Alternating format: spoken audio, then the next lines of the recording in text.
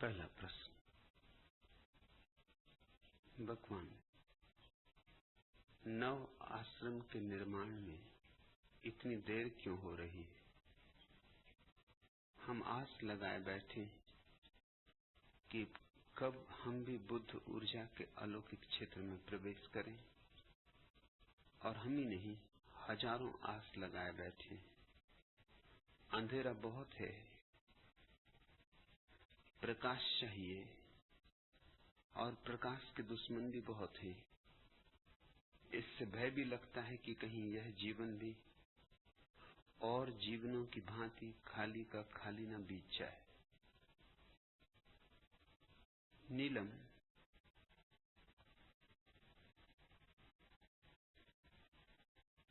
प्रकाश की आकांक्षा जग गई तो जीवन खाली नहीं बीत सकता है। प्रकाश की आकांक्षा बीज है, और बीज है तो अंकुरण भी होगा।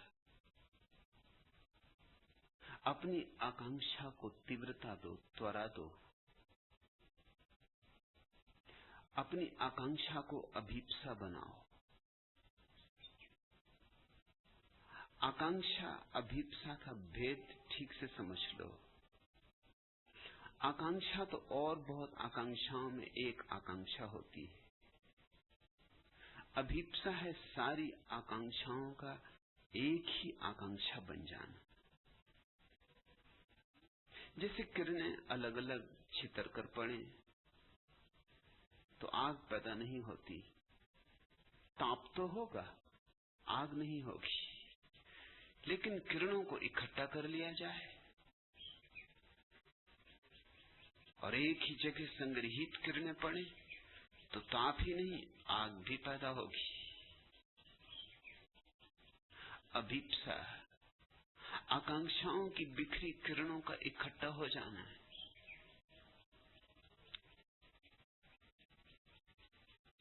मेरे बिना भी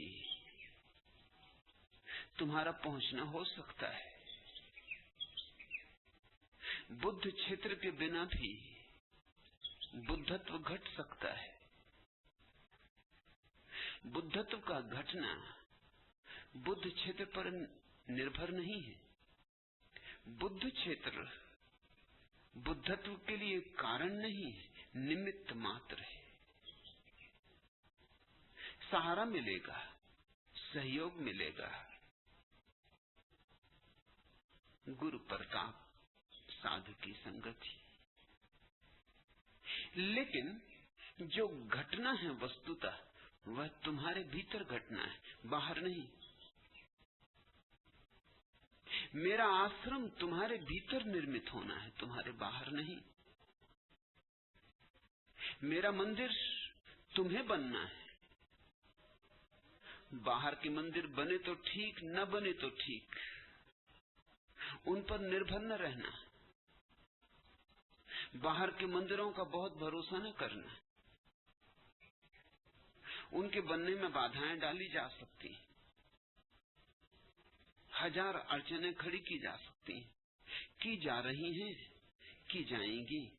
वह सब स्वाभाविक है, वह सदा से होता रहा है, नियमानुसार है, परंपरागत है।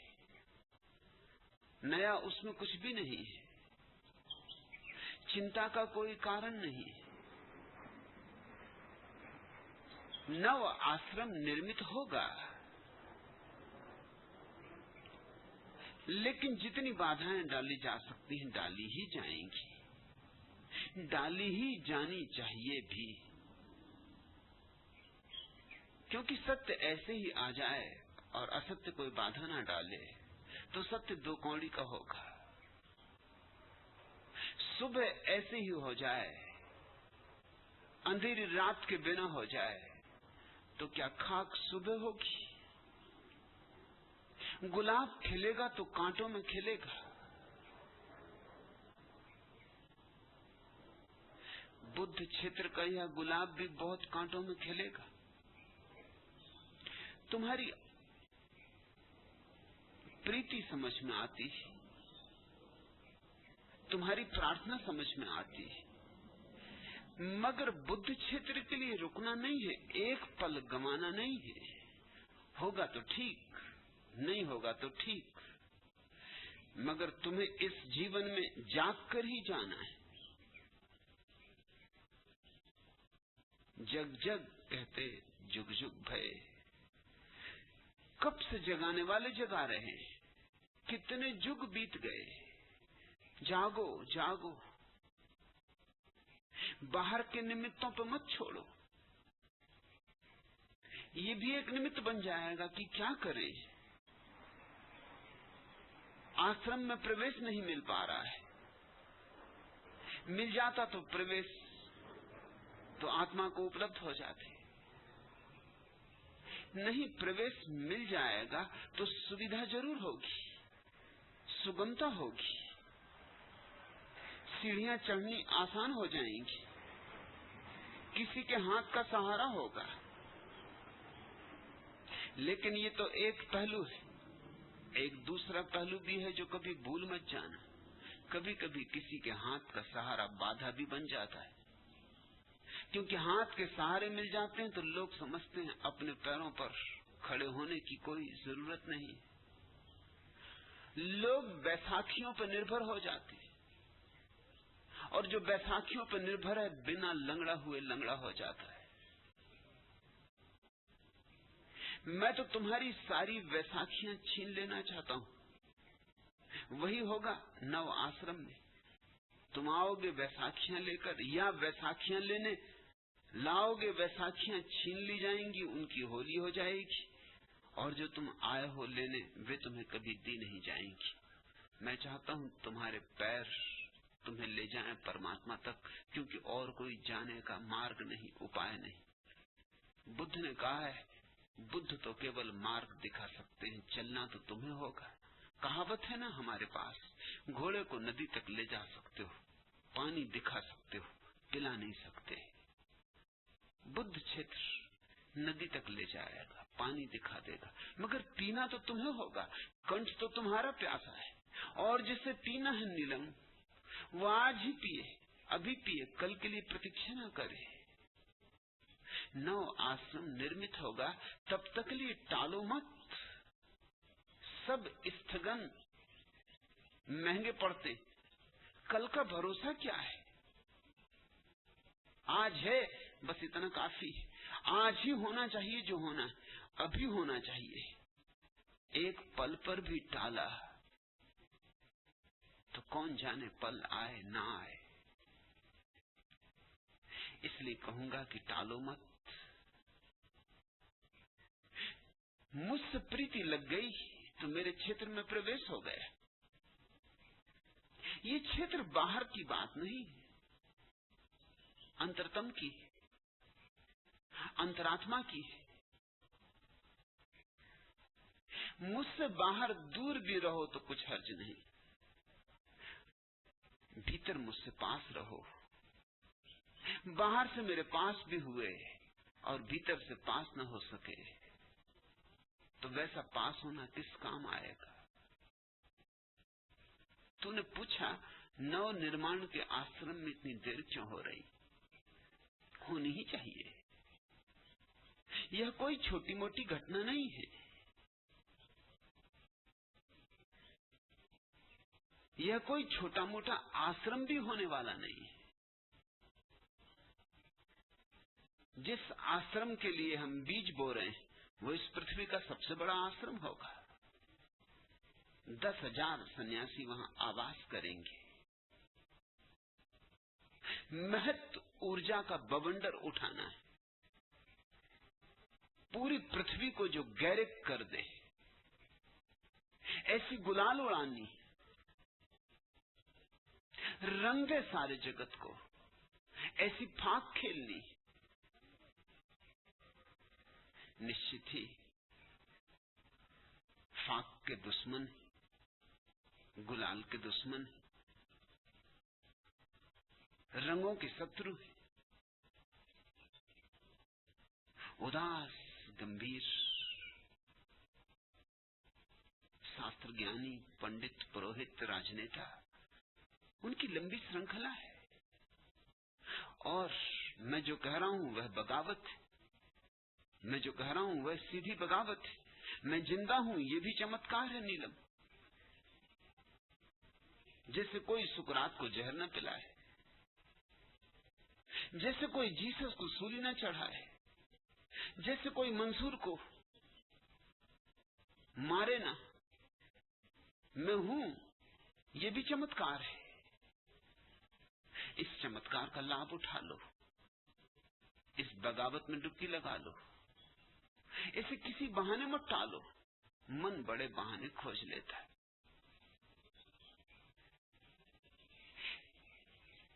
मेरे नव आश्रम का विरोध हो रहा है, होगा, होता रहेगा। नव आश्रम फिर भी निर्मित होगा, मगर मैं चाहता हूं कि तुम उस पर अपनी सारी आशाओं को मत टिका देना। तुम तो काम में लगे रहो, क्योंकि नव आश्रम की ईंट कौन बनेगा? नव आश्रम कोई पत्थर मिट्टी गारे से नहीं बनने वाला है, तुमसे बनने वाला है, सन्यासियों से बनने वाला है। नीलम, तुझे उसकी ईंट बनना है, तो तुम तो तैयार हो। ईंटें तैयार हो जाएंगी तो आश्रम भी बनेगा। कौन रोक सका है? सत्य को रोकने की चेष्टा सदा की गई, मगर कौन कब रोक सका है? राजनेता विरोध डालेंगे, क्योंकि मैं एक ऐसी दुनिया देखना चाहता हूं जहां राजनीति ना हो। मैं एक ऐसी दुनिया देखना चाहता हूं जहां शासन तंत्र कम से कम हो, क्योंकि शासन तंत्र जितना ज्यादा हो उतनी गुलामी होती। शासन तंत्र जितना कम हो उतनी स्वतंत्रता होती। थोड़ा तो जरूरी रहेगा। मैं पूर्ण अराजकवादी नहीं हूं, क्योंकि पूर्ण अराजकता संभव नहीं है। पूर्ण अराजकता तो तभी संभव जब सभी लोग बुद्धत्व को उपलब्ध हो जाएं। ऐसा तो कब होगा कहना मुश्किल, कभी होगा भी ये भी कहना मुश्किल। पूर्ण अराजकता तो तभी हो सकती है जब बुद्धों का समूह हो। बुद्धुओं के समूह में शासन की जरूरत तो रहेगी, बुद्धुओं के कारण शासन की जरूरत है। तो जब तक बुद्धूपन है दुनिया में, शासन भी रहेगा किसी न किसी मात्रा में, मगर उसकी न्यूनतम मात्रा हो जानी चाहिए। शासन का तंत्र ऐसी किसी भी चीज का विरोध करेगा जो शासन के तंत्र की जड़ें काटता हो। राजनेता मेरा विरोध करेंगे ही। श्री मोरारजी देसाई का मुझसे विरोध आकस्मिक नहीं है, अकारण नहीं है। ठीक होना चाहिए वही है, जैसा होना चाहिए वैसा ही है, क्योंकि उन्हें एक बात साफ दिखाई पड़ती है, अगर मेरी बात सही है तो राजनेता का अस्तित्व ही गलत है। अगर उसको अपने अस्तित्व को बचाना है तो मेरी बात जितने कम लोगों तक पहुंचे उतना अच्छा। रेडियो पर मत जाने दो, टेलीविजन पर मत जाने दो, अखबारों में मत छपने दो, लोगों को मेरे पास मत आने दो। जो आ जाए उनको इस तरह सताओ, इतना परेशान करो, इतना हैरान करो कि वो दोबारा आने की हिम्मत और जरूरत न करें। यह सब हो रहा है, और मैं फिर तुम्हें दोहरा दूं कि यह सब बड़े नियमबद्ध रूप से हो रहा है। ऐसा नहीं है कि मैं इससे कुछ चकित हूं। न होता ऐसा तो मैं चकित होता, तो मैं हैरान होता। एक बहुत प्यारे फकीर थे, मेरे पास कभी कभी आके रुकते थे। महात्मा भगवान दीन उनका नाम था। जब सभा में कभी बोलते थे, अगर कोई ताली बजा दे तो बड़े नाराज हो जाते थे। मैंने उनसे पूछा कि लोग ताली बजाते हैं तो खुश होना चाहिए, आप नाराज हो जाते हैं। वो कहते हैं कि जब भी कोई ताली बजाता तब मैं समझता हूं जरूर मैंने कोई गलत बात कही होगी, नहीं तो लोगों की समझ में कैसे आती। अगर सही बात कहो तो लोग पत्थर मारते, अगर गलत बात कहो तो लोग माला पहनाते। उनकी बात मुझे जची। बूढ़ा ठीक कह रहा था, उचित कह रहा था। ठीक बात कहो और लोग पत्थर न मारे, ये असंभव, क्योंकि ठीक बात उनके पैरों के नीचे की जमीन खींच लेती। और मैंने ठीक के अतिरिक्त और कुछ नहीं कहना है ऐसा तय किया। समझौते भी नहीं करने, सत्य को इस ढंग से भी नहीं कहना कि थोड़ा मीठा हो जाए, कड़वा है तो कड़वा, सत्य जैसा है वैसा ही कहना है। न समझौते, न लीपापोती, न ढांकना, न मुखौटे। तो कठिनाई तो होगी, राजनेता की कठिनाई है, फिर नौकरशाही है इस देश में। शायद दुनिया में ऐसी नौकरशाही कहीं भी नहीं। लाल फीताशाही है इस देश में, ऐसी लाल फीताशाही भी दुनिया में कहीं नहीं। हमारे देश में कुछ चीजें तो बड़ी गौरव की, नौकरशाही, लाल फीताशाही। जो काम घड़ियों में हो जाएं, वो वर्षों में नहीं हो सकते। बस फाइलें घूमती ही रहती, कोई अंत ही नहीं आता। सत्यप्रिया ने एक कहानी मेरे पास भेजी। शेर सिंह पुलिस में नौकरी करता था। एक बार पुलिस के सबसे बड़े आईजी साहब ने सिंह का शिकार खेलने की इच्छा प्रकट की। शेर सिंह ने सारी व्यवस्था कर दी, मचान बनवा दिया, एक पेड़ से बकरे को बांध दिया। आईजी, डीआईजी, एसपी, आईजी की पत्नी और उनकी बेबी सभी मचान पर बैठ गए। शाम का समय था। शेर सिंह वहां टार्च लेके खड़ा हो गया। उसको बकरे के गले की घंटी बजते ही टार्च की रोशनी फेंकनी थी, ताकि आईजी साहब सिंह का शिकार कर सके। काफी देर हो गई और सिंह नहीं आया। तो बेबी ने अपनी मम्मी से पूछा, मम्मी सिंह कब आएगा?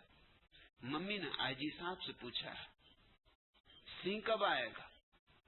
आईजी ने डीआईजी से, डीआईजी ने एसपी से, एसपी ने शेर सिंह से पूछा कि सिंह कब आएगा, और सब एक ही मचान पर बैठे। मगर सरकारी ढंग होता है काम करने का। बेचारे सिंह की जेब में तो, शेर सिंह की जेब में तो सिंह था नहीं। फिर भी शेर सिंह ने एसपी साहब से कहा कि सर सिंह आता ही होगा, जब साहब आ गए तो सिंह भी आएगा ही। अरे सरकार, सरकारी हुक्म को कौन टाल सकता है?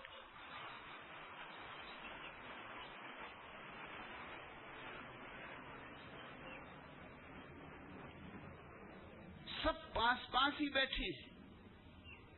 शेर सिंह की बात सुन के एसपी ने डीआईजी से, डीआईजी ने आईजी से कहा कि सर सिंह आता ही होगा, साहब आए और सिंह न आए ऐसा कहीं हो सकता है?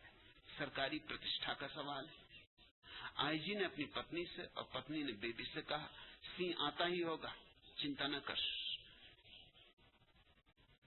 जहां तेरे पिताजी मौजूद हैं वहां किस चीज की कमी?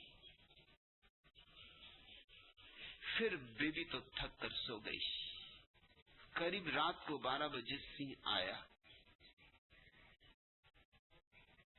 उसकी दहाड़ से Sher Singh, SP, DIG, IG, IG की पत्नी और बेबी सभी का जीवन जल वस्त्रों में ही निकल के बह गया।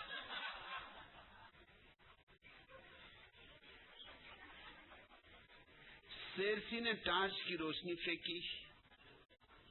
आईजी साहब ने किसी तरह गोली चलाई, परंतु गोली बकरे को लगी। सरकारी काम,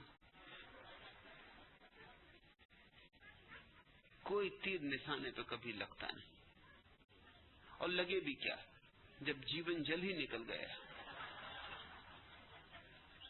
तब शक्ति भी कहां रही? किसी तरह कपते हुए हाथ, लेकिन अपनी प्रतिष्ठा भी बचानी पड़े। सब सरकारी ऑफिसर मौजूद हैं, तो गोली किसी तरह चलाई। आश्चर्य तो यह है कि बकरा भी कैसे मर गया। बकरे को भी पता होता कि गोली सरकारी है, नहीं मरता।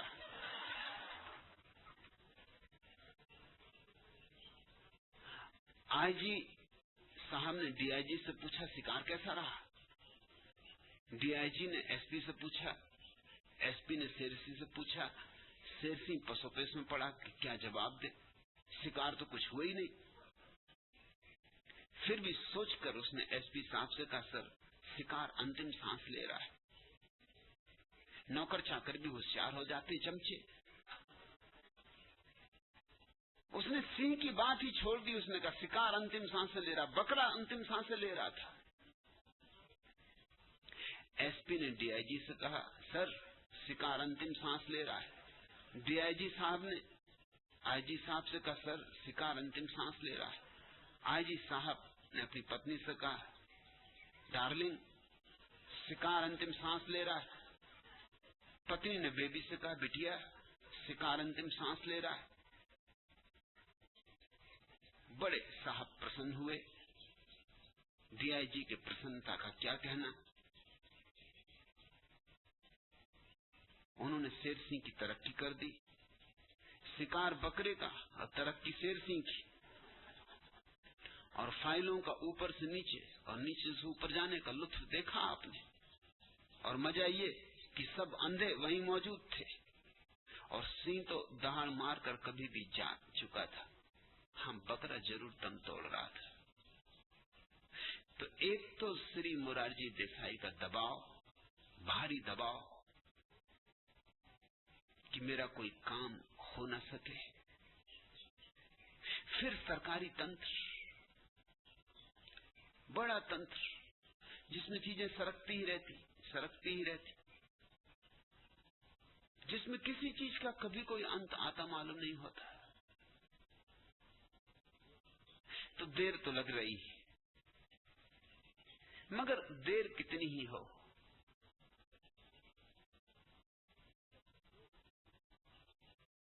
यह बुद्ध ऊर्जा का क्षेत्र निर्मित होगा, निर्मित हो रहा है। क्योंकि तुम निर्मित हो रहे हो, मुझे उनकी फिक्र है नहीं। तुम निर्मित हो रहे हो, मेरी आशा तुमसे है। तुम हो तो से सब हो जाएगा। लेकिन तुम टालना मत, तुम प्रतीक्षा समय की मत करना। एक एक पल बहुमूल्यवान है। तूने पूछा नीलम, हम आस लगाए बैठे हैं कि कब हम भी बुद्ध ऊर्जा के अलौकिक क्षेत्र में प्रवेश करेंगे। प्रवेश हो गया। जो संन्यास्त हुआ वह प्रविष्ट हो गया। प्रवेश तो प्रीति में प्रवेश है। और हम ही नहीं, हजारों आस लगाए बैठे। मुझे पता है रोज न मालूम कितने पत्र आते हैं कि कब हम भी सम्मिलित हो सकते हैं। उनके पत्र तक नहीं पहुंचे, इसकी व्यवस्था की जाती। दिल्ली से पत्र चलता है, पूना पहुंचते पहुंचते 1.5 महीने लग जाते। कुछ पत्र तो 6-6 महीने में पहुंचते। और जो नहीं पहुंचते उनका तो हमें पता ही नहीं चलता। क्योंकि जब 6 महीने में पहुंचते हैं तो कुछ तो पहुंचते ही नहीं, या पहुंचेंगे 6 साल में। हर पत्र खोला जाता है, कोई पत्र बिना खोला नहीं आता। हर पत्र को जितनी देर दार की जा सके उतनी देर दार की जाती है। हर पत्र की जांच पड़ताल होती है।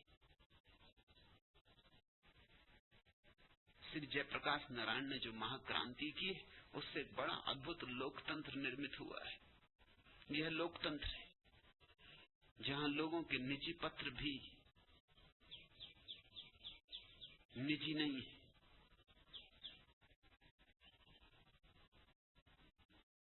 फोन टेप किए जाते हैं।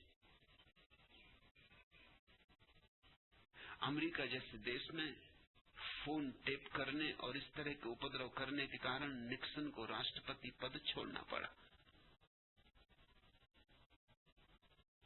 यहां यह सब रोज हो रहा है। यहां ये सब नियमानुसार हो रहा है। यहां किसी के कानों पर जू नहीं रेंगती। देर तो जितनी वो कर सकते हैं करेंगे, मगर उनकी देर के बावजूद भी घटना घटने वाली है। घटना इसलिए घटने वाली है कि देर है मगर अंधेर नहीं। सत्य को अटका सकते हो मगर मिटा नहीं सकते। जीसस को ही मार के तुम क्या मार पाए? सुकरात को जहर देके तुमने अपने को जहर दे लिया। सुकरात जब मर रहा था तो उसको जहर देने वाले एक आदमी ने पूछा कि सुकरात, मरते समय तुम्हारे मन को क्या हो रहा है? तुम्हारा बहुमूल्य जीवन नष्ट हो रहा है। सुकरात ने कहा, भूलिए बात, छोड़िए बात। मेरे कारण तुम सबका नाम भी सदियों तक याद लिया जाएगा। मेरे कारण, क्योंकि तुमने मुझे जहर दिया था, इतिहास में तुम्हारे नामों का उल्लेख रहेगा, अन्यथा तुम्हारे नामों का कोई उल्लेख भी होने वाला नहीं था।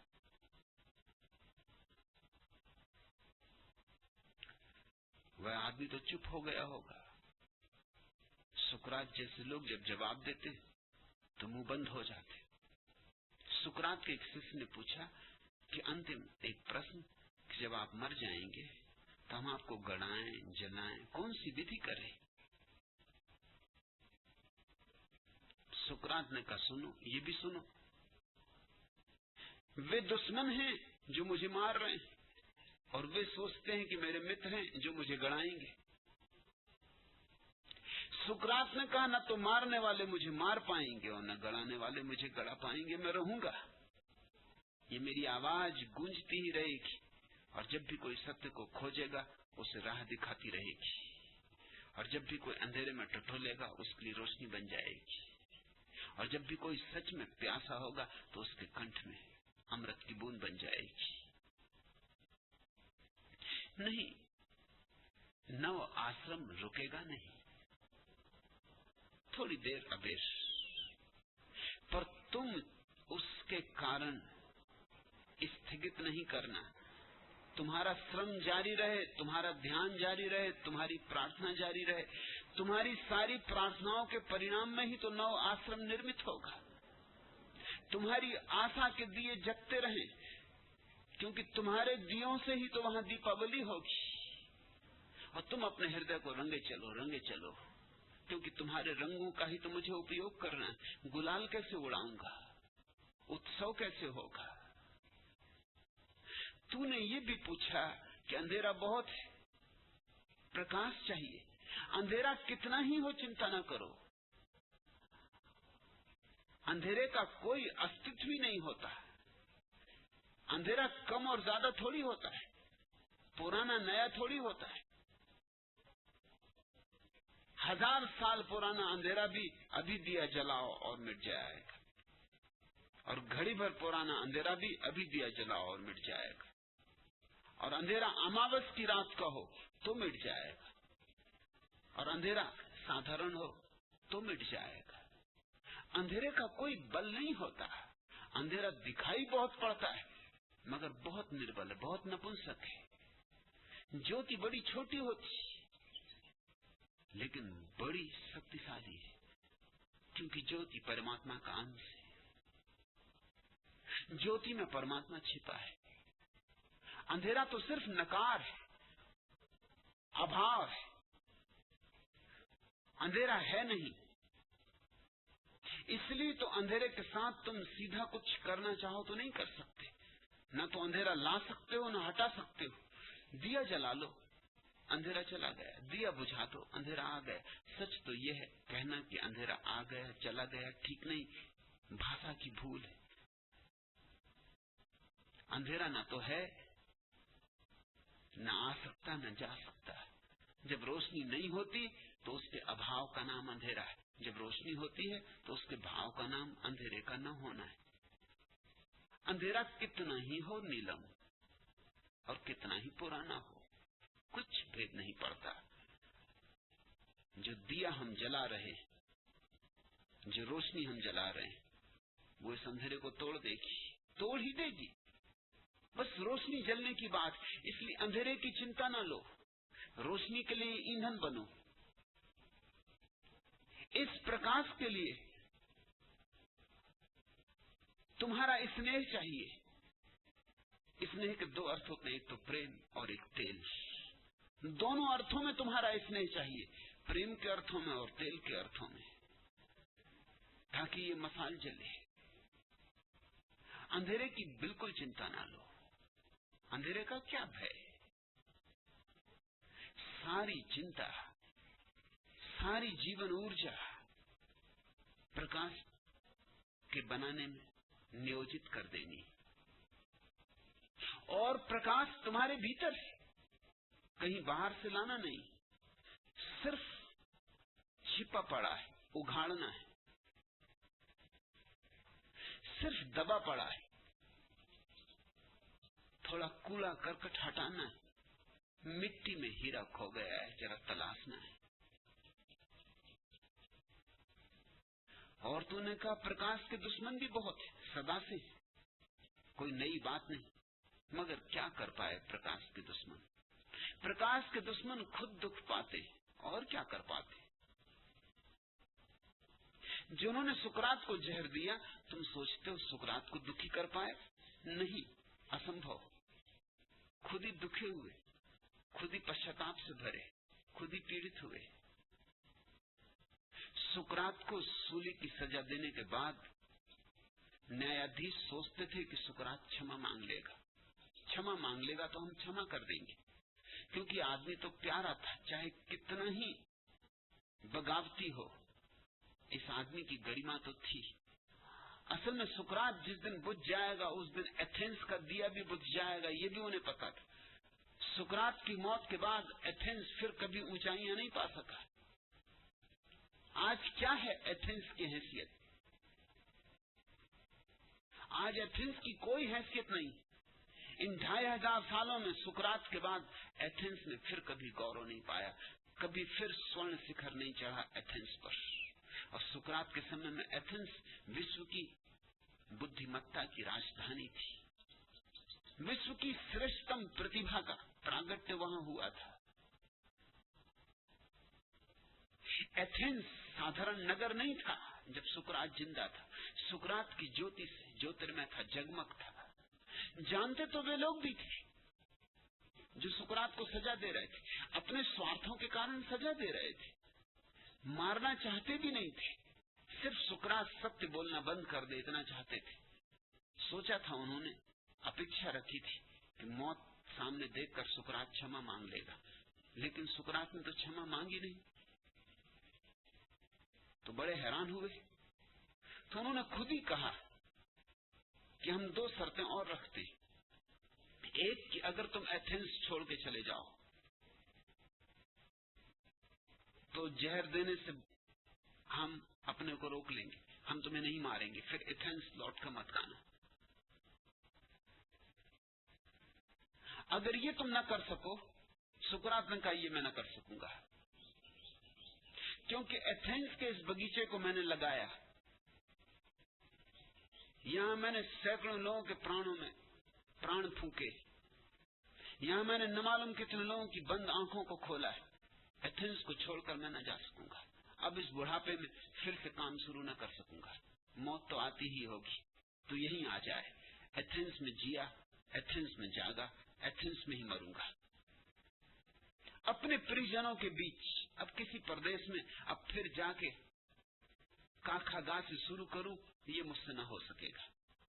और आखिर में ये वहां होना है जो यहां हो रहा है। जब एथेंस जैसे सुसंस्कृत नगर में ऐसा हो रहा है, तो एथेंस को छोड़कर कहां जाऊं? जहां जाऊंगा वहां तो और जल्दी हो जाएगा। यहां कम से कम ये तो भाग्य रहेगा कि सुसंस्कृत सभ्य समझदार लोगों के द्वारा मारा गया था। कम से कम ये तो सौभाग्य रहेगा। जंगली लोगों के हाथों से मारे जाने से ये बेहतर है। एथेंस में नहीं छोड़ूंगा, तुम जहर दे दो। उन्होंने कहा दूसरी शर्त ये कि तुम एथेंस में रहो, कोई फिक्र नहीं, मत छोड़ो, मगर सत्य बोलना बंद कर दो। सुकरात हंसा, उसने कहा ये तो और भी असंभव है। ये तो ऐसे है जैसे कोई पक्षियों से कहे गीत ना गाओ। कि कोई फूलों से कहे सुगंध न उड़ाओ, कि कोई झरनों से कहे कि नाद ना करो। ये तो ऐसे है जैसे कोई सूरज से कहे रोशनी मत दो। ये नहीं हो सकता। मैं हूं तो सत्य बोला जाएगा, मैं जो बोलूंगा वही सत्य होगा। अगर मैं चुप भी रहा तो मेरी चुप भी सत्य का ही उद्घोष करेगी। नहीं, ये नहीं हो सकेगा, ये तो मेरा धंधा है। ठीक धंधे शब्द का प्रयोग किया है सुकरात, व्यंग में किया होगा। मरते वक्त भी इस तरह के लोग हंस सकते। सुकरात ने कहा, ये तो मेरा धंधा है, मेरा प्रोफेशन।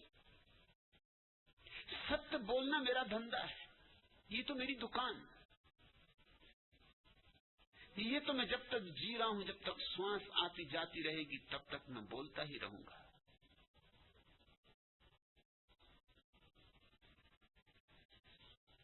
सुकरात को फांसी जहर पिला के देनी ही पड़ी, मगर पछताए बहुत लोग, क्योंकि उसके बाद एथेंस की गरिमा मिट गई। उसके बाद रोज रोज एथेंस का पतन होता चला गया। जीसस को सूली लगी, जिस आदमी ने, जुदास ने जीसस को दुश्मनों के हाथ में बेचा था, तुम्हें मालूम, उसने खुद भी दूसरे दिन सूली लगा ली। ये कहानी बहुत कम लोगों को पता है, क्योंकि ईसाई ये कहानी कहते नहीं। ये कहनी चाहिए, इसके बिना जीसस की कहानी अधूरी।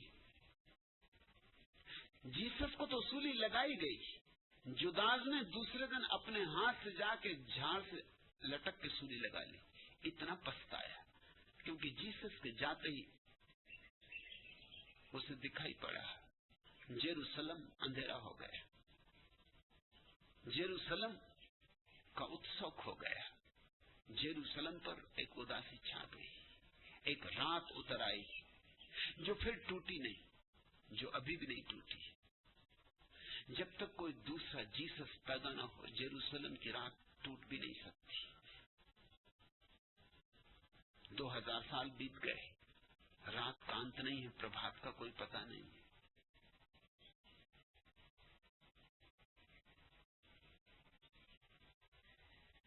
प्रकाश के दुश्मन है जरूर, मगर प्रकाश के दुश्मन क्या कर पाते?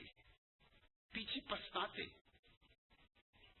और प्रकाश के दुश्मन भला एक प्रकाशित दिए को बुझा देते हो, लेकिन उस प्रकाशित दिए की ज्योति को, जो तिरोहित हो जाती है आकाश में, सदा के लिए शाश्वत भी कर देते।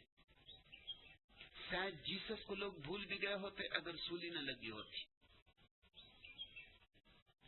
शायद सुकरात को लोग भूल भी गए होते अगर जहर न दिया गया होता। लेकिन छाप लग गई सुकरात पर जहर देने से। जीसस मनुष्य जाति के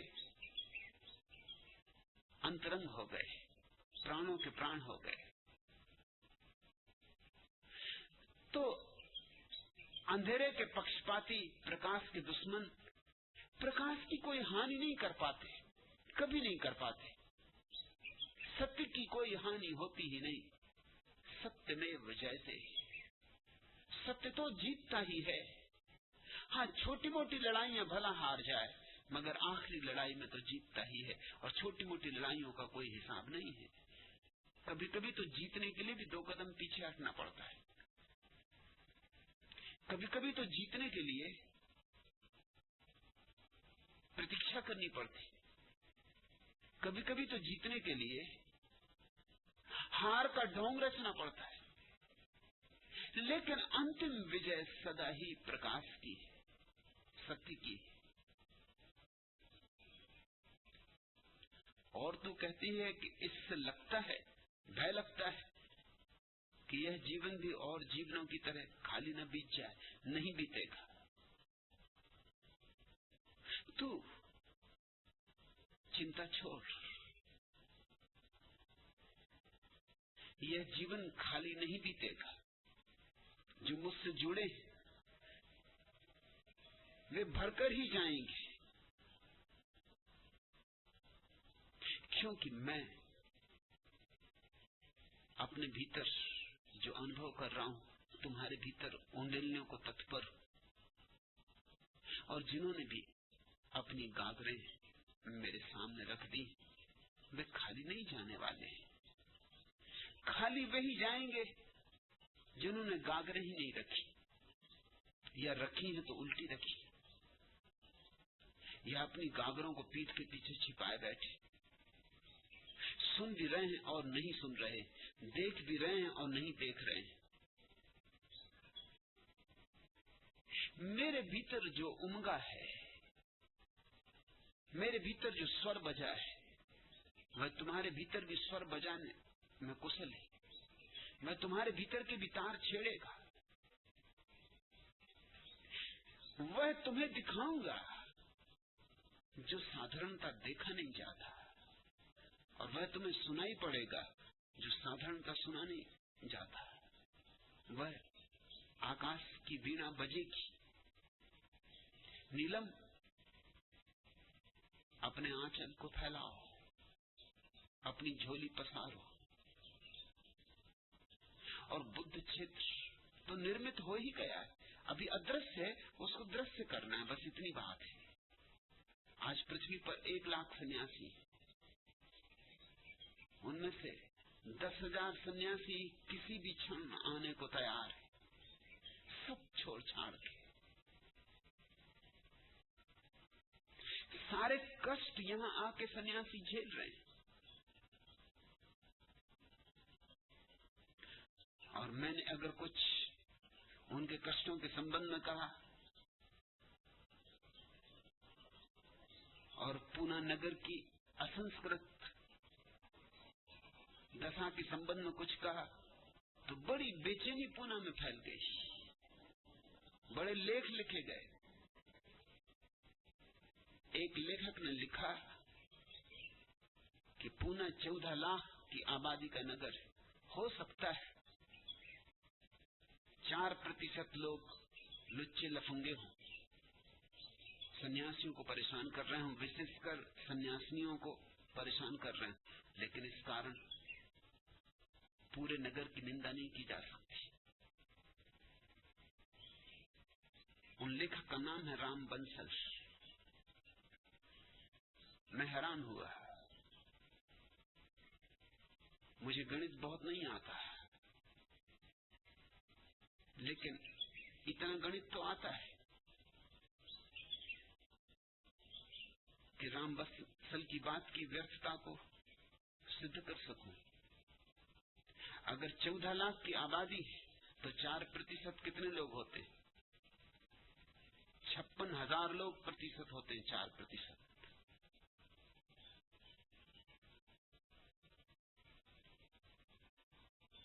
और यहाँ विदेशी सन्यासियां ज्यादा से ज्यादा 1,000।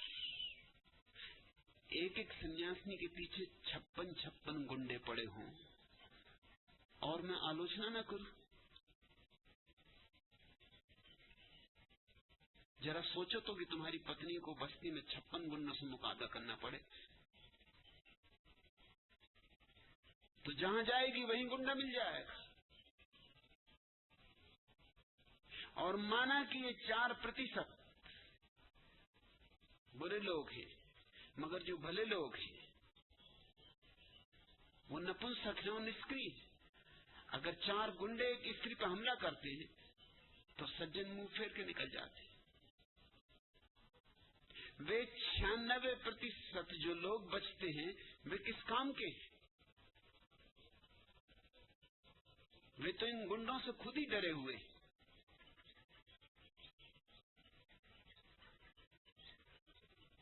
लेकिन बड़ी हैरानी हो गई उनको कि पूना जैसी सुसंस्कृत नगरी कभी रही होगी, कभी जरूर रही होगी, तभी तो पूना नाम मिला। पूना नाम बना है पुण्य से, पुण्य शब्द से। कभी पुण्य नगरी रही होगी। दक्षिण की काशी है पूना, मगर असली काशी की हालत इतनी खराब हो गई है कि नकली काशी की हालत का क्या हिसाब रखना। असली काशी ही डूब गई तो नकली काशियों का क्या है?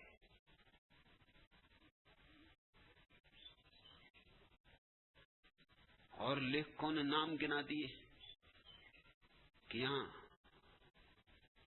लोकमान्य तिलक जैसे महापुरुष हुए, मुझे भी पता है। और महात्मा नाथुराम गॉडसे, उनके संबंध में भी कुछ सोचोगे कि नहीं? महात्मा नाथुराम गॉडसे एक अकेला काफी है 100 लोकमान्य तिलक को पहुंच देने के लिए।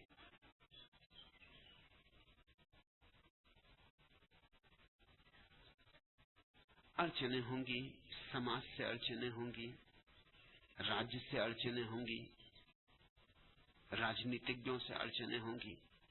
इन सारी अड़चनों को झेल कर भी हजारों लोग आने को उत्सुक हैं। वे आके रहेंगे। सन्यासियों का ये गैरिक नगर बस के रहेगा। थोड़ी देर हो सकती है, मगर अंधेर न कभी हुआ है न हो सकता है। मगर तुम तैयार होने लगो, क्योंकि सभी को प्रवेश न मिल सकेगा। उन्हीं को प्रवेश मिल सकेगा जो तैयार हो गए। इसलिए इसकी चिंता मत करो कि कितनी देर लगती है नए कम्यून के बनने में। चिंता इसकी करो कि नया कम्यून बने, उसके पहले तुम तैयार हो। वहां तो मैं उन्हीं को चाहता हूं जो अपने अहंकार को बिल्कुल ही शून्य करके प्रवेश करें, क्योंकि वहां कुछ अनूठे प्रयोग होने हैं जो सदियों से नहीं हुए। वहां कुछ अनूठी गहराइयों में ले जाना है जहां आदमी ने जाना सदियों से बंद कर दिया है। तुम्हें तुम्हारे अचेतन में उतारना है और तुम्हारे समष्टिगत अचेतन में भी उतारना है। तुम्हें तुम्हारे अति चेतन में भी ले जाना है और तुम्हें सार्वभौम जागतिक चेतन में भी ले जाना है। तुम तो बीच में हो, न तुम्हें गहराइयों का पता है न तुम्हें ऊंचाइयों का पता है। मैं तुम्हें ले चलूंगा प्रशांत महासागर की गहराइयों में भी और गौरी शंकर के शिखरों पर भी। और ये दोनों यात्राएं साथ साथ करनी, क्योंकि जो जितना गहरा जाता है उतना ऊंचा जाने में समर्थ हो जाता है, और जो जितना ऊंचा जाता उतना गहरा जाने में समर्थ हो जाता। ऊंचाई और गहराई एक ही आयाम है, एक ही आयाम का विस्तार है। नीलम, तैयारी करो, अपने को मिटाने की तैयारी करो, ताकि तुम जब नए कम्यून में प्रवेश पाओ तो मेरे हृदय की धड़कन तुम्हारे हृदय की धड़कन हो, मेरी सांस तुम्हारी श्वास। कठिनाई तुम्हें होती है, देर हुई जाती, मन जल्दी है, आतुर है। शुभ है मन की आतुरता। आग लगा दी जो तुमने, वह आंसू से क्या बुझ पाएगी? मुझे पता है कि मैं आग लगा रहा हूं। ये गैरिक वस्त्र आग के ही तो प्रतीक है। ये चिता जला रहा हूं जिसमें तुम्हारा अहंकार जले, तुम्हारा देह भाव जले, तुम्हारा तादात्म्य मन, देह, बुद्धि सबसे छूट जाए, जल जाए, राख हो जाए, ताकि सिर्फ शुद्ध चैतन्य में ही तुम विराजमान हो सको। आग लगा दी जो तुमने, वह आंसू से क्या बुझ पाएगी? मुझे पता है नीलम, रो रो के ये आग बुझने वाली नहीं। सच तो ये है, रो रो के ये आग बढ़ेगी। इसलिए रोने को मैं कहता हूं छोड़ना मत। ये आंसू घी का काम करेंगे। प्रेम में गिरे आंसू घी हो जाते, ये इस लपट को और बढ़ाएंगे। और ये आग बुझाने के लिए है भी नहीं, और प्रज्वलित करने के लिए। आग लगा दी जो तुमने, वह आंसू से क्या बुझ पाएगी? गली गली में, द्वार द्वार पर बैठा दी मैंने सहनाई, पर बीते दिन भूल न पाता, कपटी स्वर स्वर में परछाई। गांठ लगा दी जो तुमने, वह कैसे स्वयं सुलझ जाएगी? नहीं सुलझेगी, स्वयं नहीं सुलझेगी। गांठ लगा ही इसलिए रहा हूं कि सारी छोटी गांठों को मिटा के एक बड़ी गांठ लगा दूं। फिर उसे एक बड़ी गांठ को काटा जा सकता है। सुलझाना नहीं है, काटना है। फिर तो एक तलवार से गांठ को काटा जा सकता है। छोटी छोटी गांठों के साथ झंझट है, कोई की धन के साथ, पद के साथ, प्रतिष्ठा के साथ छोटी छोटी गांठें लगी। सारी गांठों की एक गांठ रह जाए, एक ग्रंथि बन जाए, तो उसे तो तलवार के एक झटके से काटा जा सकता है। और वही तलवार नए कम्यून में उपलब्ध होने वाली। जीसस से किसी ने पूछा कि तुम विश्व के लिए क्या लाए हो?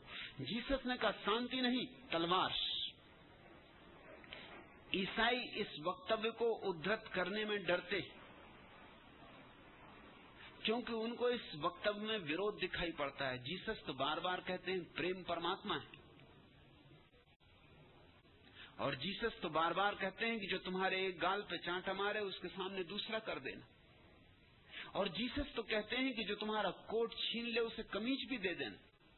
और जीसस तो कहते हैं जो तुमसे कहे कि बोझ 1 मील तक ढो के ले चलो मेरा, 2 मील तक चले जाना। इस आदमी ने उत्तर में कहा कि शांति नहीं, मैं लाया हूं जगत में एक तलवार। तो इस वचन को ईसाई उद्धृत नहीं करते, इस पे ईसाई पंडित पुरोहित प्रवचन नहीं देते, इसको कन्नी काट जाते। समझते ही नहीं कि किस तलवार की बात हो रही है। तलवारें और तलवारें, बहुत तरह की तलवारें। तलवारें हैं जिनसे समस्याएं खड़ी होती हैं, और तलवारें हैं जिनसे समस्याएं काटी जाती। तलवारें हैं जिनसे अशांति पैदा होती है, तलवारें हैं जिनसे शांति की वर्षा होती है। जीसस उस तलवार की बात कर रहे हैं जो तुम्हारी गांठ को काटते, एक झटके में काटते। और धीरे धीरे क्या काटना, आहिस्ता आहिस्ता क्या काटना। हाँ, बहुत गांठें हो तो मुश्किल होती है। सारी गांठों की एक गांठ बना लो। सारी गांठों की एक गांठ बनाने से मेरा मतलब सारी आकांक्षाओं की एक अभीप्सा, एक परमात्मा को पाने की अभीप्सा, बस एक गांठ रह जाए, उसे मैं काट दूंगा। उसके लिए मैं तलवार हूं। आग लगा दी जो तुमने, वह आंसू से क्या बुझ पाएगी। गली गली में द्वार द्वार पर बैठा दी मैंने सहनाई, पर बीते दिन भूल न पाता कपटी स्वर स्वर में परछाई। गांठ लगा दी जो तुमने, वह कैसे स्वयं सुलझ जाएगी। खारे मन सागर की बाहों ने ऊंचे ऊंचे हाथ उठ बढ़ाया, ऊंचे उठ हाथ बढ़ाया, मगर चांदनी की लहरों ने उनको बढ़कर कहां उठाया। प्यास जगा दी जो तुमने, क्यों लोरी सुन वह सो जाएगी, नहीं सोएगी। लोरियों में मेरा भरोसा भी नहीं। मैं सांत्वना देना भी नहीं चाहता। मैं यहां नहीं हूं कि तुम्हें सुला दूं, मैं यहां तुम्हें जगाने को, झकझोरने को। सुंदर यहां बहुत कुछ है, पर तुम सुंदरतम सबसे बांके। झूठे हो पर सत्य हृदय के, अवगुंठन से शिवता झांके। तम की बेला घन दुर्दिन है, घर कैसे उषा आएगी। बड़ा अंधेरा है, सुबह कैसे होगी। बड़े अंधेरे के बाद ही सुबह होती, घने अंधेरे के बाद ही सुबह होती। रात जितनी गहन होने लगती उतनी सुबह करीब होने लगती। मेरे काम में जितनी बाधा पड़ेंगी, मेरे सन्यासियों पर जितनी मुसीबतें आएंगी, जितनी रात सघन होगी, जितने बादल मंडराएंगे, उतना ही काम आसान होता जाएगा, उतनी ही प्रभात का क्षण करीब आता जाएगा। इसलिए सब चिंता तुम मुझ पर छोड़ दो। तुम तो नाचो, तुम तो गाओ, जो जब होना है तब ठीक समय पर हो जाएगा। एक क्षण की भी उसमें देरी नहीं होगी। और मुझे चिंता नहीं पकड़ती, इसलिए मैं कहता हूं सब चिंता मुझ पर छोड़ो। चला जा रहा गज गति से मैं, भूख रहे हैं श्वान। कितने आए चले गए सब, जग के छलिया छले गए सब। गूंज रहा फिर भी धरती पर स्नेह सिद्ध रसगान। चला जा रहा गज गति से मैं, भूख रहे हैं श्वान। कांटों की देखी झांकी है, अभी रक्त पग में बाकी है। करते रहे सदा मुस्काकर प्राण रक्त का दान। पास न आ पाए बेचारे, कितने भूख भूख कर हारे। फिर भी स्वर में पड़ा न अंतर, गाता पथ जयगान। क्या चिंता चलने वाले को, लौ पर बढ़ जलने वाले को। पथ की छाया स्नेह ज्योति बन, करती शीतल प्राण, चला जा रहा गज गति से मैं, भूख रहे हैं श्वान। छोड़ो सब चिंताएं मुझ पर, दे दो सब बोझ मुझे, क्योंकि मुझे बोझ नहीं लगता और मुझ पर चिंता नहीं पड़ती। तुम निश्चिंत नाचो और गाओ, तुम्हारा नृत्य और तुम्हारा गीत नए कम्यून को करीब ले आएगा। तुम सुबह की प्रभाती गाओ, प्रभात करीब ले आएगी। तुम्हारी प्रभाती प्रभात को करीब लाने का कारण बनेगी। तुम उदास नहीं होना, तुम चिंतित नहीं होना। स्वाभाविक है, मुझे गालियां पड़ती सारे देश में तो मेरे सन्यासी को चिंता होती। प्रसन्न होना, नाचना जब मुझे गालियां पड़े, इसका अर्थ है कि लोग अब विचार करने लगे। इसका अर्थ है कि लोगों को अब बेचैनी शुरू हो गई। इसका अर्थ है कि मेरी मौजूदगी अब उनके न्यस्त स्वार्थों में कांटा बनने लगी। नहीं तो कोई मुफ्त गाली नहीं देता, कोई व्यर्थ गाली नहीं देता, हर किसी को गाली नहीं देता। मैं तो इसकी प्रतीक्षा कर रहा था कब सारे लोग गालियां देने लगे। तो वो घड़ी शुभ घड़ी होगी, क्योंकि उसके बाद काम गति पकड़ेगा और जितने लोग गालियां देंगे उतने ही लोग उत्सुक हो जाएंगे। जीवन का गणित बड़ा अनूठा है। जितने लोग निंदा करेंगे उतने लोग आतुर होकर सुनना चाहेंगे कि बात क्या है। यहां तुम में से बहुत इसी तरह आए, इतनी गालियां सुनी, इतनी निंदा सुनी कि सोचा एक बार जाके देख तो लेना चाहिए कि बात क्या है। और जो एक बार यहां आया है उसकी जिंदगी में कुछ न कुछ होकर रहेगा। वह वैसा ही नहीं जा सकता जैसा आया था।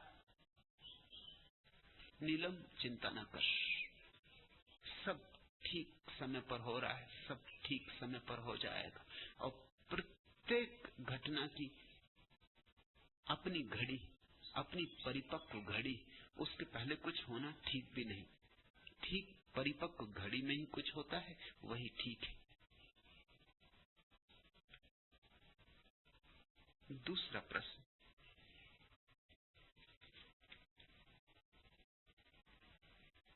भगवान, संग का रंग लगता ही है या कि यह केवल संयोग मात्र है? कृपा कर समझावे। राजेंद्र भारती, सब तुम पर निर्भर है। वर्षा होती हो और तुम छाता लगा के खड़े हो जाओ तो भीगोगे नहीं। छाता बंद कर लो और भीग जाओगे। वर्षा होती हो, तुम छिद्र वाला घड़ा ले जाके आकाश के नीचे रख दो, भर भी जाएगा और फिर भी खाली हो जाएगा। छिद्र बंद कर दो, भरेगा और भरा रह जाएगा।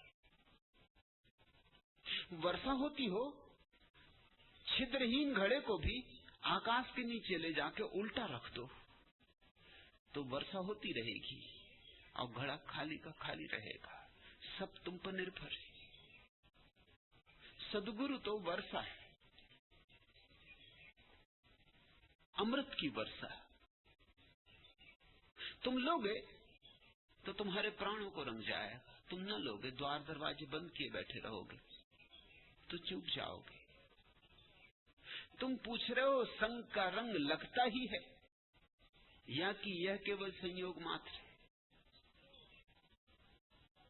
अनिवार्यता नहीं है और संयोग भी नहीं। संग का रंग लगता ही होता तब तो जो भी सदगुरु के पास आ जाता उसी को रंग लग जाता। फिर तो जिनने जीसस को सूली दी वो सूली देते देते रंग गए होते। फिर तो जिन्होंने बुद्ध को पत्थर मारे वो पत्थर मारते मारते रंग गए होते। संग का रंग लगे ऐसी कोई अनिवार्यता नहीं है। ऐसी अनिवार्यता तो जगत में किसी चीज की नहीं। आग भी तभी जलाएगी जब तुम हाथ डालोगे। हाथ तुम दूर रखो, आग नहीं जलाएगी, आग जलती रहेगी, आग अपने को जलाती रहेगी।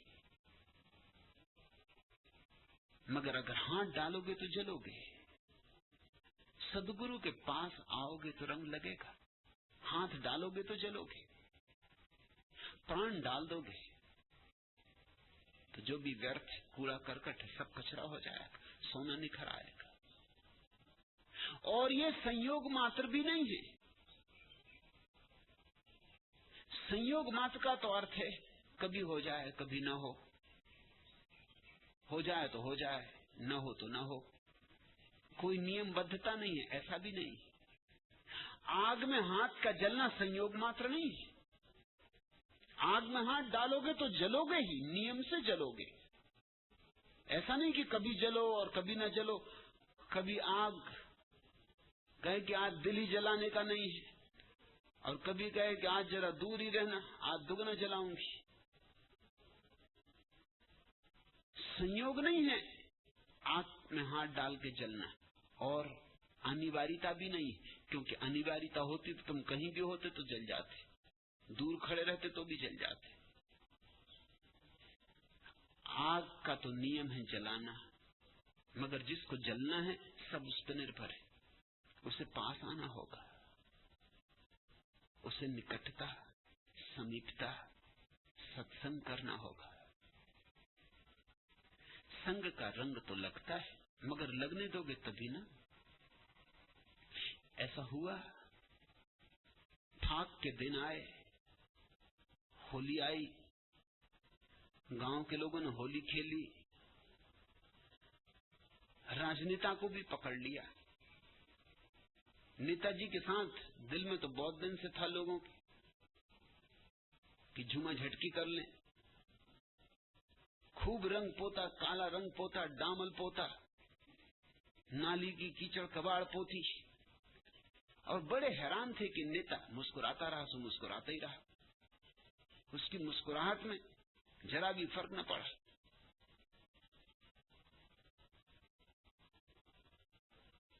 दोपहर हो गई, लोग घर गए, नेताजी भी घर गए। लोग सोच रहे थे कि महीनों लग जाएंगे रंग छुड़ाने, क्योंकि रंग लाए थे गाढ़ा से गाढ़ा। रंग क्या था? कोलतार था। छुड़ाना मुश्किल हो जाएगा, चमड़ी उखड़ जाए, रंग न छूटे।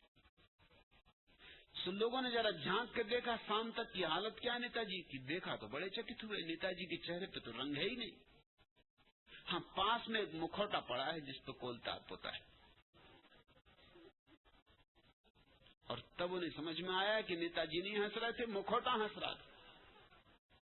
इसलिए हंसी गई भी नहीं, क्योंकि मुखौटे की हंसी जाए कैसे, वो तो हंसी बनी थी। अब नेताजी हंसे और उन्होंने कहा कि तुम भी खूब। अरे तुम्हें इतना भी पता नहीं कि सब राजनेताओं के मुखौटे होते। तुमने नाक रंग खराब किया, इसलिए मैं मजे से पुतवाता भी रहा कि पोतते रहो, कोई फिक्र नहीं, अपने चेहरे पे तो रंग लगना नहीं। अगर सदगुरु के पास भी तुम मुखौटे ओढ़ के गए तो संग का रंग नहीं लगेगा। हिंदू की तरह गए बस चूके, मुसलमान की तरह गए चूके, जैन की तरह गए चूके, ये मुखौटे। सदगुरु के पास तो छोटे बच्चे की तरह गए, सरल, न कोई विशेषण, न कोई धर्म, न कोई जाति, न कोई सिद्धांत, न कोई शास्त्र। फिर लगेगा रंग, निश्चित लगेगा, अनिवार्य रूपेण लगेगा, और ऐसा लगेगा कि कभी नहीं छूटेगा। ये रंग ऐसा है ही नहीं जो छूट जाए, ये पक्का रंग है। कबीर ने कहा है कि चुनरिया में ऐसी रंगता हूं कि फिर कभी छूटता नहीं रंग। कबीर ने कहा मैं रंगरेज हूं, सभी सदगुरु रंगरेज, मगर जबरदस्ती छीन के तुम्हारी चुनरिया थोड़ी रंग देंगे कि तुम भाग रहे हो वो तुम्हारी चुनरिया रंग रहे। और ये चुनरिया ऐसी है भी नहीं कि इसे तुम छोड़ के भाग जाओ, तुम्हारी आत्मा की ही चुनरिया है। राजेंद्र, अगर कोई रंगने को तैयार हो तो उन सद्गुरुओं से भी रंग जाता है जो अब मौजूद नहीं। और कोई रंगने को तैयार ना हो तो उनसे भी नहीं रंग पाता जो मौजूद है। ऐसे दीवाने जो कृष्ण से रंग गए और कृष्ण को गए हजारों साल हो गए। आखिर मीरा रंगी ना, कृष्ण से रंगी, कृष्ण के रंग में डूब गई। और कितने लोग कृष्ण के समय में मौजूद रहे होंगे और बिना रंगे रह गए होंगे। दुर्योधन तो नहीं रंगा था, दुर्योधन की तो छोड़ दो, अर्जुन ने भी रंगे जाने में बड़ी झंझट खड़ी की थी, तभी तो गीता पैदा हुई, नहीं तो गीता कैसे पैदा होती। कृष्ण कहते रंग जाओ और अर्जुन कहता कि ये राह से रंगो, तो गीता पैदा न होती। अर्जुन ने बड़ी झंझट की, बड़े सवाल उठाए, इधर से उधर से बड़े संदेह खड़े किए, फिर भी रंगा ये संदिग्ध है। मेरा अपना भाव तो यही है कि थक गया वो कृष्ण की बातें सुन सुन के, तो उसने कहा कि अब बस महाराज बंद करो, मेरे सब संदेह दूर हो गए, क्योंकि अब संदेह उठाए तो फिर चर्चा चले। मेरे सब संदेह दूर हो गए, आप जैसा कहोगे वैसी करूंगा। उठा लिया गांडीव, चल पड़ा लड़ने। लेकिन पूरा रंगा नहीं होगा, क्योंकि पुरानी कथा कहती कि जब महायात्रा शुरू हुई मृत्यु के बाद, स्वर्गारोहण हुआ, तो और सब बीच में ही गलते चले गए, उनमें अर्जुन भी गल गया। सिर्फ युधिष्ठिर और उनका कुत्ता दो स्वर्ग के द्वार पर पहुंचे। ये कुत्ता कहीं ज्यादा सत्संगी साबित हुआ, ये दिल खोल कर रंग गया होगा। अर्जुन भी गल गया, वो गीता सुनी, उसका क्या हुआ? मैं पूछता हूं, गीता सुनी, उसका क्या हुआ? गीता ना बचा सकी अर्जुन को। कृष्ण ने इतना रंगा रंगा और रंग में बैठा। जरूर कहीं बात है, अर्जुन थक गया, विवाद में हार गया। सब तरफ से उसने कोशिश कर ली बचने की, लेकिन देखा कि नहीं, इस आदमी से बचना मुश्किल है, लड़ना ही होगा। सो लड़ा, मगर कहीं भीतर कोर कसर रह गई, कहीं कोई संदेह का कण भी रह गया हो तो पर्याप्त है डुबा देने को। युधिष्ठिर अपने कुत्ते के साथ स्वर्ग के द्वार पर पहुंचे। द्वारपाल ने द्वार खोला, युधिष्ठिर को कहा आप भीतर आ जाएं, लेकिन कुत्तों की आने की मनाही है। युधिष्ठिर ने कहा तो फिर मैं भी नहीं आ सकूंगा। कुत्ता पहले पीछे में। क्यों? पहरेदार ने पूछा क्यों? तो उन्होंने कहा कि मेरे भाई बीच में गल गए, मेरी पत्नी बीच में गल गई, मेरे सगे संबंधी बीच में गल गए, सिर्फ मेरे साथ स्वर्ग के द्वार तक ये कुत्ता आ पाया। मैं इसे छोड़ दूं, जिसने मेरा यहां तक संग साथ दिया है, जहां तक कोई मेरा संगी साथी नहीं हुआ, जो मृत्यु के इस पार भी अमृत के द्वार तक मेरे साथ आया है, जिसकी मेरे साथ ऐसी गांठ बंधी, ऐसी सगाई हो गई, उसे छोड़ दूं? रख लो अपना स्वर्ग, तुम्हारा स्वर्ग छोड़ सकता हूं, मगर इस साथी को, संगी को नहीं छोड़ सकता, इस शिष्य को नहीं छोड़ सकता हूं। अर्जुन बीच में गल गया। कृष्ण के रंग में अर्जुन भी उतना नहीं रंग पाया जैसी मीरा रंगी, और मीरा रंगी हजारों साल बाद, और चैतन्य भी रंगे हजारों साल बाद। अगर सद्गुरु से प्रीति हो तो प्रीति सारे अवधान, सारे व्यवधान गिरा देती। अगर प्रीति हो तो समय मिट जाता है, क्षेत्र मिट जाता है, बीच की सारी दूरियां काल की या क्षेत्र की समाप्त हो जाती। प्रेम कालातीत है, क्षेत्रातीत है। अगर प्रेम हो राजेंद्र तो रंग जाओगे, कभी भी रंग जाओगे। सद्गुरु चला भी जाता है देह को छोड़कर, तो भी उसकी आत्मा उपलब्ध रहती, सदा उपलब्ध रहती। जो प्रेम पगे हैं, जो उसे प्रीति से पुकारेंगे, उन पर वो फिर भी बरसेगा। लेकिन सद्गुरु मौजूद भी हो और तुम अपनी अकड़ में बैठे हो, कि तुम अपनी होशियारी और कुशलता में बैठे हो, तो चूक जाओगे। खेरे धीरे धीरे नैया, परिचित है प्री घाट पुराना। माझी अनगिन लहरें आई, आकर घाटों से टकराई, नहीं जानते इसी घाट पर राधा बंसी सी लहराई है। राधा बंसी सी लहराई, मैं आता था सदा यहाँ ही, ढूंढ ढूंढ नित नया बहाना। रही न माया उसकी काया, छिप छिप कर अब भी मुस्काती, सुन न सकोगे अंधे बहरे। देखा मधु स्मृति कजरी गाती, मुस्काती है खिल कदम से, छूट न पाता आना जाना। अनजाने ही बात बता दी, लगने वाली घात बता दी, वादी तो पहले से ही था और बना हूं अब प्रतिवादी। बुरा न होगा मुझे छोड़ दो, धार बीच सुनने को गाना। जो सुन सकते हैं वो आज भी यमुना के तट पर कृष्ण की बांसुरी सुन सकते। जो सुन सकते हैं वो आज भी बंसीबट में राधा का गीत सुन सकते। आंख चाहिए, कान चाहिए, कान और आंख के पीछे जुड़ा हुआ हृदय चाहिए। आंख प्रेम से देखे, कान प्रेम से सुने, तो बुद्ध मौजूद हैं, कृष्ण मौजूद हैं, जीसस मौजूद हैं, मोहम्मद मौजूद हैं। ये सदा ही मौजूद है। सद्गुरु मिटता ही नहीं, जो मिट जाए वह क्या सद्गुरु है। महर्षि रमन का अंतिम क्षण, और किसी ने पूछा, महर्षि अब देह छूट जाएगी, आप कहां जाएंगे? महर्षि ने कहा, कहां जाऊंगा? जाने को कहीं कोई जगह और है? जो हूं वही रहूंगा, जहां हूं वही रहूंगा। जाने को कहां है? एक ही तो अस्तित्व है, दूसरा कोई अस्तित्व नहीं।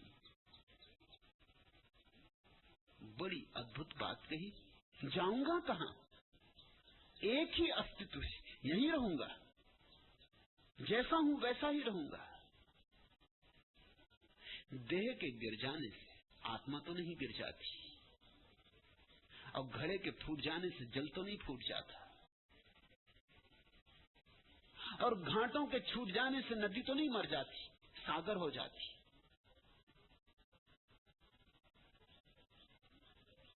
प्रीति चाहिए।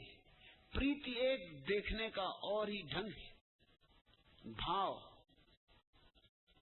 देखने की एक नई ही आंख है, जो अदृश्य को भी दिखा देती है, ऐसी आंख, जो अगोचर को गोचर बना देती, ऐसी आंख। और तुम पूछते हो संग का रंग लगता ही है, या कि यह केवल संयोग मात्र है? संयोग मात्र ही नहीं है, और अनिवार्यता भी नहीं है, तुम पर निर्भर है, स्वतंत्रता है। तुम चाहो तो लगेगा, तुम न चाहो तो नहीं लगेगा। सत्य थोपा नहीं जा सकता। स्वीकार कर लोगे तो तुम्हारा है, अस्वीकार कर दोगे तो तुम्हारा नहीं। जबरदस्ती उड़ाया नहीं जा सकता। सत्य कोई जंजीर नहीं है जो तुम्हारे हाथों में पहना दी जाए, और सत्य कोई कारागृह नहीं है जिसमें तुम्हें आबद्ध कर दिया जाए। सत्य मुक्ति है। तुमने ये ख्याल किया? बंधन जबरदस्ती लादे जा सकते हैं, मुक्ति जबरदस्ती नहीं लादी जा सकती। किसी के हाथों में जंजीरें और पैरों में बेड़ियां जबरदस्ती डाली जा सकती, जबरदस्ती ही डाली जाती है, नहीं तो कौन डलवाने को राजी होगा। लेकिन अगर किसी को मुक्त करना हो, जंजीरें काटनी हो, तो जबरदस्ती नहीं की जा सकती। तुम तोड़ भी दोगे तो वो फिर डाल लेगा। ऐसा हुआ फ्रांस की क्रांति में, बेस्टिली का किला तोड़ा गया। उसमें फ्रांस के सबसे जघन्य अपराधी बंद थे। जिनको आजीवन कैद होती थी वही केवल उस किले में बंद किए जाते थे। उसमें कोई 5000 कैदी थे, कोई 30 साल से बंद था, कोई 40 साल से, कुछ तो ऐसे थे जो 50 साल से बंद थे। उन कैदियों को जो जंजीरें और बेड़ियां पहनाई जाती थी उनमें ताले नहीं होते थे, क्योंकि ताले की कोई जरूरत नहीं थी। चाबी भी नहीं होती थी, क्योंकि खुलने का तो सवाल ही नहीं था। जब वो मर जाएंगे तब उनके हाथ पैर तोड़ के जंजीरें निकाल ली जाती थी, क्योंकि मरने तक तो उनको अब कारागृह में ही रहना है। क्रांतिकारियों ने बैस्टिले का किला तोड़ दिया और जबरदस्ती लोगों को उनके कालकोठरियों से निकाल के मुक्त करना चाहा। बहुतों ने तो इंकार किया, बिल्कुल इंकार किया, लड़े झगड़े, हम जाना नहीं चाहते। मैं भी उनकी बात समझता हूं, हंसो मत, तुम भी समझो। 50 साल से जो आदमी अंधेरी कोठरी में रहा हो, वो अब बाहर की रोशनी में आंख भी खोल सकेगा? अंधा हो जाएगा। उन्हें बाहर लाया गया तो उन्हें कुछ दिखाई ही ना पड़े। उन्होंने कहा हमें भीतर जाने दो। जो आदमी 50 साल से गंदी हवाओं में जी रहा है, जहां न खिड़कियां हैं न रोशनदान है, उसे ताजी हवा बर्दाश्त होगी? सह न पाएगा। और जो आदमी 50 साल से आबद्ध है, समय पर सुबह रूखी सूखी रोटी मिल जाती है, सांझ रूखी सूखी रोटी मिल जाती है, रात घंटा बजता है सो जाता है, न चिंता न फिक्र। वो अब फिर से रोटी कमाए 70 साल की उम्र में। 50 साल से जिसने रोटी नहीं कमाई, जो भूल ही भाल गया सब, अब कहां जाए? 50 साल बाद किसको खोजे? पत्नी मर चुकी होगी, बेटे पहचानेंगे भी नहीं, भाई बंधु दुत्कार देंगे कि भाई हम नहीं जानते कौन हो, कहां से, आगे बढ़ो। 50 साल बाद वो समाज जिसको वो छोड़ आया था अब बचा कहां? न परिचित होंगे, न परिजन होंगे, न जाने पहचाने लोग होंगे। कौन रोटी देगा? मगर क्रांतिकारी जिद्दी माने नहीं, जबरदस्ती कोड़ों की चोट पर जंजीरें तोड़वा दी, हथकड़ियां निकलवा दी, धक्के मार के बाहर न जाने वाले कैदियों को बाहर कर दिया। और एक बड़ी अपूर्व घटना घटी, इतिहास के लिए महत्वपूर्ण। सांझ होते होते अधिकतम कैदी वापस लौट आए और उन्होंने प्रार्थना की, कम से कम हमें अपनी कोठरियों में तो सोने दो। हम सोएं कहां?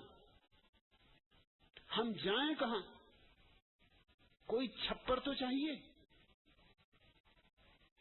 और दूसरे दिन तो क्रांतिकारी और हैरान हुए। अनेक ने रात में अपनी जंजीरें जिन्हें तोड़ दी गई थी उनको वापस अपने हाथों में डाल लिया और पैरों में पहन लिया था। उनसे पूछा कि पागलों ये क्या कर रहे हो? उन्होंने कहा बिना जंजीर के, बिना हथकड़ी के नींद ही नहीं आती। इतना वजन न हो हाथ पैर में, 50 साल इतने वजन के साथ ही सोए। तुम भी जानते हो, जो स्त्री बहुत से गहने पहन के सोती, रात एक दिन गहने उतार के सो, नींद नहीं आएगी। और गहने क्या है? लोहे की जंजीरें समझो या सोने की, फर्क क्या है? जरा सा फर्क हो जाएगा तो नींद नहीं आएगी। तुम रोज बाएं तरफ सिर करके सोते हो, आज दाएं तरफ सिर करके सोना, और नींद नहीं आएगी। दुलाई तुम्हारी जरा मोटी या पतली हो जाए और नींद नहीं आएगी, क्योंकि वजन कम और ज्यादा हो जाएगा। तकिया जरा छोटा बड़ा हो जाए तो नींद नहीं आएगी। तुम समझो उन लोगों की तकलीफ। 50 साल से जंजीरों में ही सोए थे। तब क्रांतिकारियों को समझ में आया कि गुलामी तो जबरदस्ती दी जा सकती, लेकिन स्वतंत्रता जबरदस्ती नहीं दी जा सकती। कोई सद्गुरु तुम्हें जबरदस्ती मुक्त नहीं कर सकता। मैंने सुना है एक पहाड़ी सराय में एक क्रांतिकारी रात मेहमान हुआ। सांझ जब सूरज ढलता था तब वो सराय पहुंचा। सराय के द्वार पर ही एक तोता पिंजरे में बंद है, सुंदर पिंजरा, और तोता चिल्ला रहा है, स्वतंत्रता स्वतंत्रता स्वतंत्रता। क्रांतिकारी के हृदय में तो वीणा बज गई, यही तो उसकी आवाज। उसने पूछताछ की, पता चला कि सराय का जो मालिक है, कभी जवानी में उसको भी स्वतंत्रता का पागलपन था, तो उसने तोते को राम राम करना नहीं सिखाया है, स्वतंत्रता का पाठ सिखाया। तोता चिल्लाता ही रहा स्वतंत्रता, रात पूरा चांद निकला तब भी तोता चिल्ला रहा था स्वतंत्रता।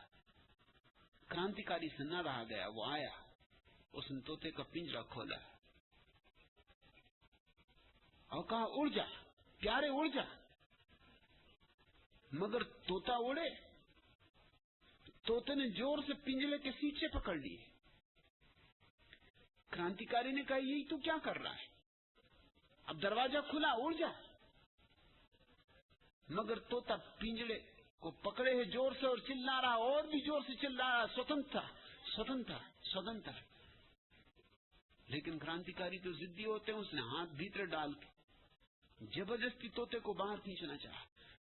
तोते ने चोंचे मारी उसके हाथ पर, लहूलुहान कर दिया उसका हाथ और चिल्ला रहा स्वतंत्रता स्वतंत्रता। मगर क्रांतिकारी भी क्रांतिकारी, कोई तोतों से हार जाए। उसने खींच के तोते को जबरदस्ती, उसके पंख भी टूट गए, तोते के कोई फिक्र नहीं। खींच के वो तोता उस पर हाथ पर चोट करता ही रहा, कोई फिक्र नहीं, उसने उसे आकाश में उड़ा दिया। और तब बड़ा प्रसन्न चित्त की एक आत्मा आजाद हुई, सो गया। सुबह जब उसकी नींद खुली, दरवाजा खुला पड़ा था पिंजरे का, तोता अंदर बैठा और चिल्ला रहा स्वतंत्रता स्वतंत्रता स्वतंत्रता। स्वतंत्रता जबरदस्ती नहीं दी जा सकती, और मैं तो जिस स्वतंत्रता की बात कर रहा हूं वह परम स्वतंत्रता है। तुम चाहो तो ले सकते हो, तुम चाहो तो ग्रहण कर सकते हो। सत्य दिया नहीं जा सकता, लिया जा सकता है। सिखाया नहीं जा सकता, सीखा जा सकता है।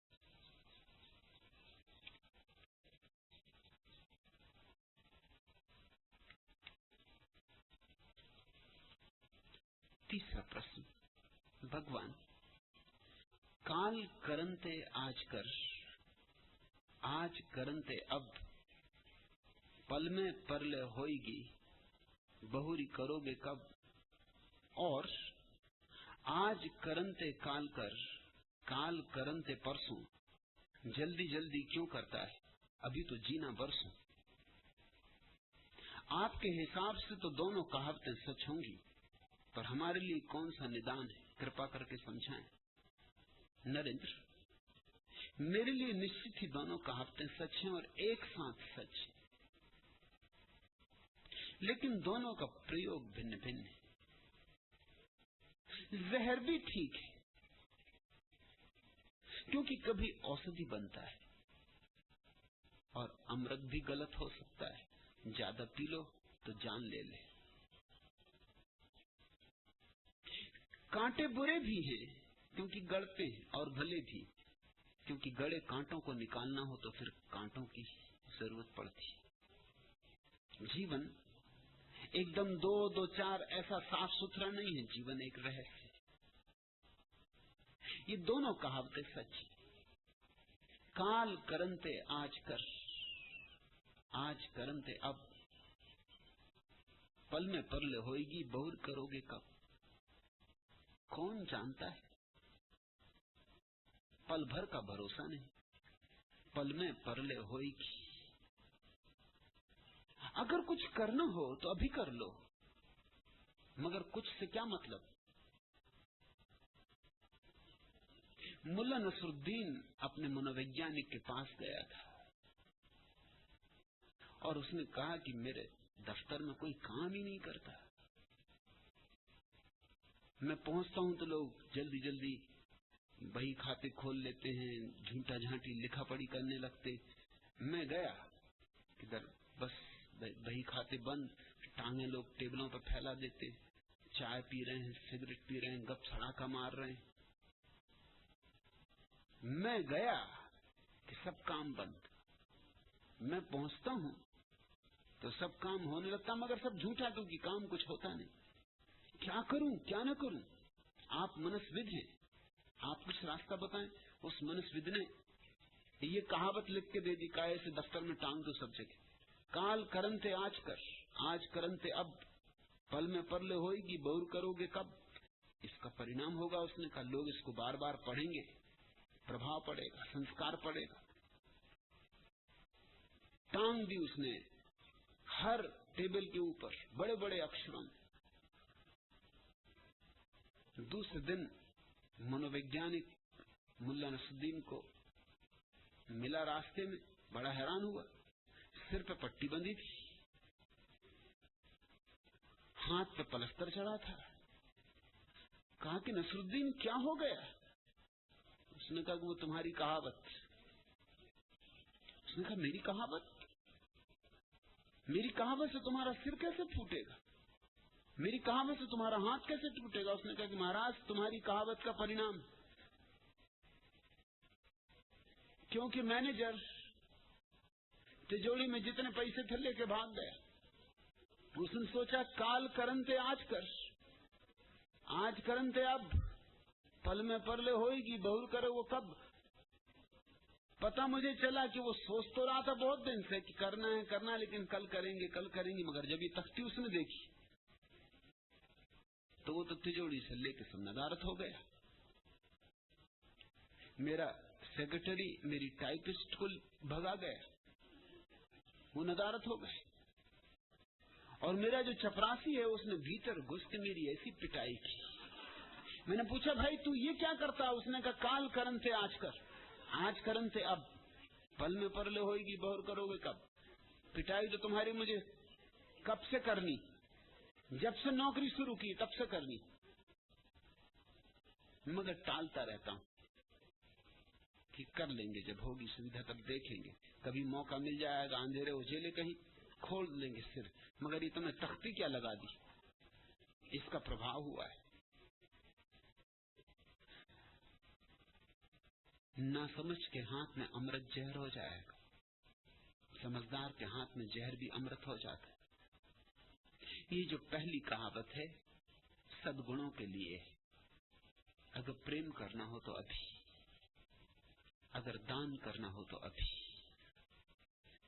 ध्यान करना हो तो अभी, पूजा प्रार्थना अर्चना करनी हो तो अभी, संन्यास्त होना हो तो अभी,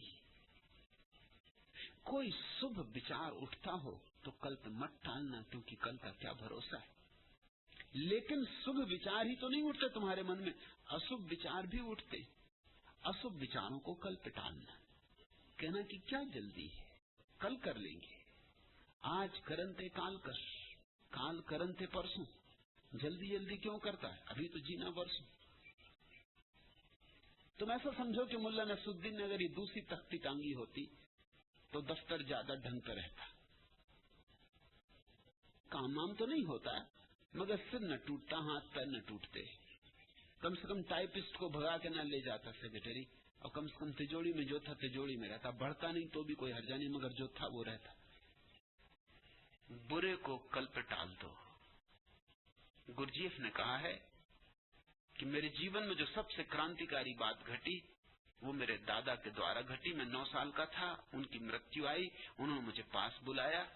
उनका मुझ बड़ा प्रेम था और मुझसे कहा शायद तो अभी समझ भी ना सके, अभी तेरी उम्र भी समझने की नहीं, लेकिन याद रख, याद रख, कभी उम्र हो जाएगी तब समझ लेगा, मगर एक एक शब्द याद रख। छोटा सा ही वचन जो मैं तुझे दे जाता हूँ, यही तेरे लिए मेरी संपदा, मेरी वसीयत, और कुछ मेरे पास देने को है भी नहीं, मगर इस वचन ने मेरे जीवन को बदला है। तो गुरजीएफ ने कहा मैंने सुन लिया, ठीक से समझा तो नहीं, लेकिन बाद में जब समझ आई तो प्रयोग करना शुरू किया। और मरते वक्त दादा कह गया था, और इतना उसका प्रेम था कि उसके प्रेम के कारण ही किया। मगर धीरे धीरे रस आना शुरू हुआ, अंकुरित हुआ, बीज वृक्ष बना। वचन क्या था? वचन छोटा सा था कि अगर कोई गाली दे, कहता मेरा पूरा जीवन इसने बदल दिया। क्योंकि जब भी मैंने किसी ने गाली दी, अपमान किया, तो याद रख उसी तत्क्षण उत्तर नहीं देना है। गाली देने वाले को कहा कि भाई क्षमा करना, मेरे दादा को मैंने वचन दिया है तो कल 24 घंटे बाद उत्तर दूंगा। और 24 घंटे जब सोचा तो क्रोध बह गया। कभी कभी तो ऐसा लगा कि उसने जो कहा ठीक ही कहा। रास्ते पे तुमसे किसी ने कह दिया कहीं के चोर, कहीं के, ऐसे तो बुरा लग जाता है, मगर सोचोगे तो 1000 बातें समझ में आएंगी कि चोरियां कितनी तो की, नहीं की होंगी तो सोची तो है ही। किसी ने कहा लुच्चा लफंगे, नाराज हो गए, मगर घर जाके सोचोगे तो, विचार करोगे तो लगेगा कि बात एकदम गलत तो नहीं है। लुच्चा का मतलब केवल इतनी होता, घूर घूर कर देखने वाला। सो घूर घूर के कई दफा देखा है। इसमें क्या बुरा है? ठीक ही कहा। गुरजीएफ ने कहा कि जब मैंने बहुत सोचा तो या तो पाया कि जो कहा है ठीक कहा। तो दादा ने कहा था अगर पाए कि ठीक है तो धन्यवाद देना जाके, अगर पाए कि गलत है तो फिक्र ही क्या करनी, गलत की क्या फिक्र करनी। गलत में जान ही कहां, बात ही भूल जाना। और दो में से एक ही हुआ, या तो पाया ठीक है तो धन्यवाद दे दिया, धन्यवाद दे दिया तो एक बनती शत्रुता मिट गई, एक मैत्री निर्मित हुई, और एक अपूर्व ढंग की मैत्री। क्योंकि दूसरे को भी दिखाई पड़ा यह आदमी साधारण आदमी नहीं है, इसकी गरिमा दिखाई पड़ी। और अगर गलत था तो बात ही छोड़ दी, क्योंकि गलत के लिए क्या उत्तर देना, क्या चिंता करनी। गलत तो अपने से मर जाएगा। गलत की पैर ही कहां होते हैं जो चल सके, गलत में प्राण ही कहां हो सकते हैं, गलत में श्वास ही क्या होती। गलत के लिए लड़ने झगड़ने में क्या सार है, और ठीक के लिए लड़ने झगड़ने में कोई प्रयोजन। अद्भुत। और उस कला का सारा राज इस छोटे से सूत्र में। नरेंद्र, सब तुम पर निर्भर है। गलत को कल पे छोड़ो, क्योंकि कल कभी आता नहीं, कल पे छोड़ोगे तो गलत कभी होगा नहीं। और ठीक को अभी कर लो, क्योंकि ठीक को कल पे छोड़ोगे, कल कभी आता नहीं, कल पे छोड़ोगे तो ठीक कभी होगा नहीं। लोग इससे उल्टा ही करते हैं, ठीक को अभी करते हैं, ऐसा नहीं, ठीक को कल पे छोड़ते हैं। गलत को अभी करते हैं, गलत को कल पे नहीं छोड़ते। अगर तुम्हें क्रोध उठाता है तो तुम अभी करते हो, तो सोचिए, विचारेंगे। बस सोचने विचारने में ही करुणा का भाव बह जाता है। अगर अच्छा करने का भाव उठता है तो तुम कहते हो जरा सोचूं विचारूं, और अगर बुरे करने का भाव उठता है तो तुम आग बबूला हो जाते हो, अभी कर गुजरते हो। दुनिया में जितनी बुराइयां होती वो त्वरा में होती, तीव्रता में होती, जल्दी में होती, और दुनिया में जितनी भलाइयां होती वो भी त्वरा में होती, तीव्रता में होती, जल्दी में होती। भले के लिए करने को जिसने सोचा भला ना होगा, और बुरे को जिसने करने के लिए सोचा उससे बुरा ना होगा। महावीर के जीवन में एक उल्लेख है, एक भक्त अपने घर लौटा। पुरानी कहानी है, 2500 साल पुरानी कहानी। अब तो ऐसा होता नहीं, मगर तब ऐसा होता था। वो स्नान करने बैठा, उसकी पत्नी उपटन करके उसे स्नान करवा रही। उपटन करवाते करवाते बात होने लगी। पत्नी ने कहा कि मैंने सुना तुम भी महावीर के भक्त हो गए, मेरा भाई भी भक्त है। और भक्ति नहीं, मेरा भाई तो कहता है कि आज नहीं कल वो महावीर के द्वारा संन्यास्त होगा, दीक्षा लेगा। पति ने कहा कल, फिर कभी नहीं लेगा। महावीर की सारी शिक्षा यही है कि शुभ करना हो तो अभी, इसी क्षण। तेरा भाई किसको धोखा दे रहा है? विवाद छिड़ गया पति और पत्नी में। पत्नी ने कहा तुम मेरे भाई को नहीं जानते, छत्री, आखिर मैं भी छत्रानी। और जब वो कहता है कि लेगा तो लेगा, ने कहा कि छत्री हो तो भी क्या करेगा, कल आएगा तब लेगा ना। कल आता कब? छत्री के लिए भी नहीं आता, किसी के लिए नहीं आता। कोई कल फर्क थोड़ी करता है, छत्री ब्राह्मण शूद्र कि इसके लिए आएंगे उसके लिए नहीं आएंगे। कल किसी के लिए नहीं आता। मेरी मां कितने दिन से सोच रहा है वो। तब जरा पत्नी झिझकी, कहा कि कम से कम 3 साल तो हो ही गए, 3 साल में कल नहीं आया, 30 साल में भी नहीं आएगा। और जिंदगी के जाल तो रोज बढ़ते जाते हैं, घटते नहीं। सोचता होगा कि सब निपटा लूं फिर दीक्षा ले लूंगा, तो सब तो कभी निपटता ही नहीं। आदमी लिपटता ही जाता है, निपटता कब है? 1 से 2 चीजें निकलती, 2 से 4, 4 से 8, बाजार फैलता जाता है। आदमी छोटे पसार से शुरू करता है, फिर बड़ा पसारी हो जाता, फिर दुकान को समेटना मुश्किल हो जाता, फिर वो सोचता अब समेटूं तब समेटूं, मगर तब हाथ छोटे पड़ जाते, दुकान बड़ी हो जाती। आखिर पत्नी को ये बात लगी तो चोट की कि मेरे भाई का अपमान, मेरा अपमान, मेरे भाई के क्षत्रिय होने पर संदेह किया जा रहा, मेरे भाई की धार्मिक भावना का संदेह किया जा रहा है। तो उसने भी चोट पे चोट की। उसने कहा तो तुम क्या समझते हो, तुम भी तो सुनते हो महावीर को, तुम्हारे मन में दीक्षा लेने का भाव नहीं उठा? एक क्षण सन्नाटा रहा और पति जैसा नग्न बैठा था स्नान के लिए, वैसा ही उठ के खड़ा हो गया। पत्नी ने कहा कहां जाते हो? उसने कहा बस दीक्षा लेने जा रहा हूं। पत्नी ने कहा पागल हो गए हो, अरे कहां चले? मगर उसने तो द्वार खोल के बाहर हो गया। पत्नी चिल्लाई लोग क्या कहेंगे, नग्न बाहर जा रहा है। उसने कहा लोग क्या कहेंगे इसकी क्या फिक्र करूं, महावीर की दीक्षा में तो नग्न होना ही पड़ेगा, सो अभी से नग्न, पीछे होने की क्या जरूरत, नग्न ही जाता हूं। दीक्षा का आधा काम तो तूने ही पूरा करवा दिया। अरे पत्नी ने कहा मजाक करती थी, लेकिन पति ने कहा मजाक हो या नहीं, बात खत्म हो गई। तूने मेरे छतरी पर चोट कर दी, शुभ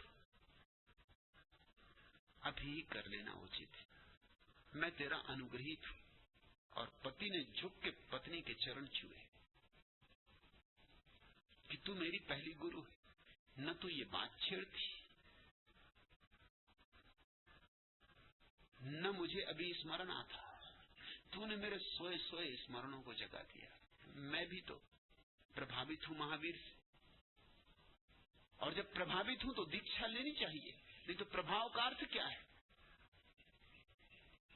हालांकि मैंने कभी सोचा नहीं था, लेकिन कहीं अचेतन में भाव तो था, कल पर टाला भी नहीं था, क्योंकि कभी चेतन भाव बनाया नहीं था। आज तूने अचेतन से उसे चेतन में ला दिया, मैं तेरा अनुग्रहित हूं। उस आदमी ने लौट के पीछे नहीं देखा। ये तो सम्यक उपयोग हो गया। स्मरण रखो, जीवन के कोई सिद्धांत अपने आप में सही और गलत नहीं होते, उनके प्रयोग पर सब निर्भर करता है। और प्रयोग के लिए ध्यानस्थ चित्त चाहिए। इसलिए मैं तुमसे ये नहीं कहता इनमें से किस सूत्र का पालन करो। अगर तुम्हारे पास ध्यानस्थ चित्त नहीं है तो तुम जिस सूत्र का भी पालन करोगे गलत ही करोगे। यही हो रहा है।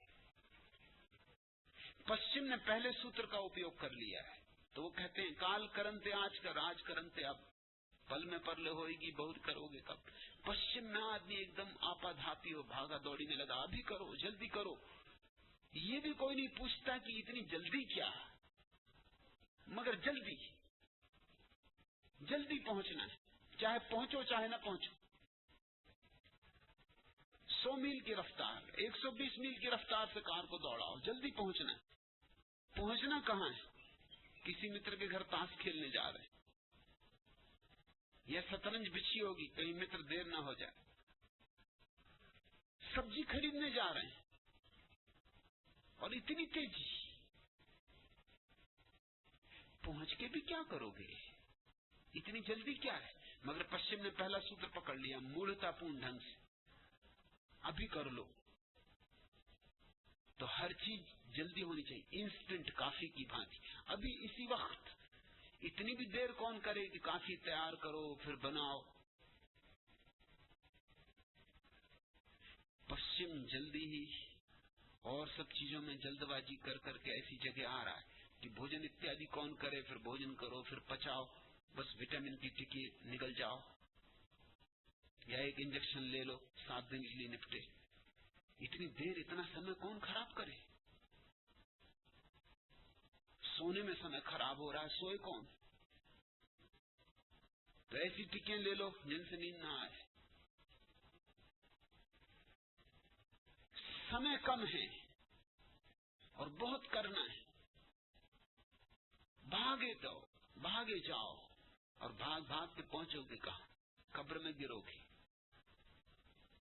और पूरब ने दूसरे सूत्र का उपयोग करके अपना सारा गौरव गंवा दिया है। आज करंते काल कर, काल करंते परसों, जल्दी जल्दी क्यों करता है, अभी तो जीना बरसों। पूरब टालता है, वो कहता है अभी क्या जल्दी है, कर लेंगे, अभी तो जवान हूं, अभी तो बुढ़ापा आएगा। और फिर भी अगर मर गए तो क्या जल्दी दूसरा जन्म होगा? पश्चिम में तो दूसरा जन्म होता नहीं, और यहाँ तो जन्मों के बाद जन्म, सिलसिला ही सिलसिला है। पश्चिम मर रहा है तनाव से, जल्दबाजी, तीव्रता, शीघ्रता, और पूरब मर रहा है आलस, तामस। दोनों ने गलत उपयोग कर लिया है। इसलिए मैं तुम्हें सिद्धांत नहीं देता, मैं तुम्हें आंख देता हूं। फर्क समझ लो। सिद्धांतों के साथ हमेशा खतरा है, क्योंकि सिद्धांतों का उपयोग कौन करेगा, व्याख्या कौन करेगा? तुम ही तो व्याख्या करोगे ना। फिर तुम अपने हिसाब से व्याख्या करोगे। मुल्ला नसरुद्दीन डट के शराब पी रहा है, और किसी ने कहा नसरुद्दीन तुमको मैंने कुरान भी पढ़ते देखा और तुम शराब भी पीते हो, शर्म नहीं आती? नसरुद्दीन ने कहा कुरान के अनुसार ही शराब पी रहा हूं। कुरान में वचन साफ है कि जितनी पीनी हो शराब पी लो। उस आदमी ने कहा वो मुझे मालूम है, लेकिन आगे, ये तो आधा वचन, आगे लिखा है कि लेकिन परिणाम के लिए तैयार रहना, नरक की अग्नि में सड़ोगे। मुल्ला ने कहा अभी जितनी हैसियत उतना कर रहा हूं, आधा, अभी पूरे करने की हैसियत, पात्रता नहीं। मान तो कुरान को ही रहा हूं, लेकिन व्याख्या तो तुम करोगे ना।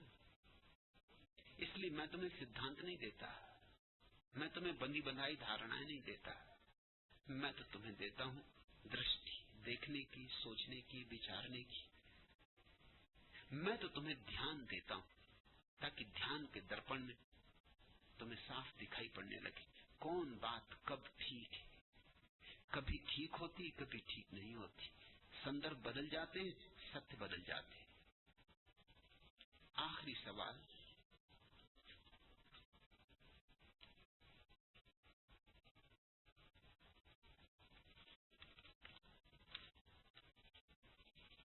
भगवान, हम सन्यासियों का परिचय क्या? उत्सव आमार जाति, आनंद आमार गोत्र। बस इतना ही छोटा सा परिचय, पर इतना काफी। इसमें आ गए सब उपनिषद, आ गई सब भगवत गीताएं, आ गई बाइबल, आ गया कुरान, आ गया धम्मपद, इसमें आ गए सब बुद्धों के गीत, इसमें आ गए सब जागृत पुरुषों के उत्सव। उत्सव आमार जाति, आनंद आमार